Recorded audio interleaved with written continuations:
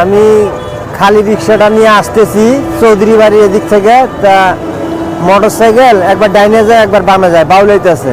তা wrong side দিয়ে আসি, আমার গাড়িটা লাগে দিয়েছে। হ্যাঁ, লাগে দিয়া আমাকে দিকে শুয়োরের বাচ্চা এক পাও লড়বি না এখান থেকে। তা মোটরসাইকেল থেকে ধাপ করি নামি আসি, আর শার্টের কলারটা ধরি, কষি দুটো আগে থাপড় মারল। তা আমি বললাম মামা, যেই কি কইছি মামা আবার দুটো ঘুষি মারছে। তা আমি বললাম মামা, কথায় কথায় যে মারতেছেন বিনা অপরাধে বিনা দোষে, আল্লাহ এটি সহ্য করবো না। কি করলি শুয়োরের বাচ্চা, আল্লাহ সহ্য করবো না, রাখ। ও আর কানটা টানি ধর, আর ডাবল জরিমানা।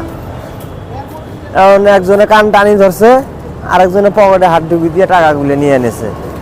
টাকাগুলো সব নিয়ে নিছে? হ্যাঁ। তারপরে কি করছে? তারপর টাকাগুলো নিয়ে চলে গেল মোটরসাইকেল স্টার্ট দিয়ে। এটা কোন জায়গার ঘটনাটা? এটা এই যে চৌধুরী বাড়ি পার হয়া। চৌধুরী বাড়িটা কোন জায়গায়?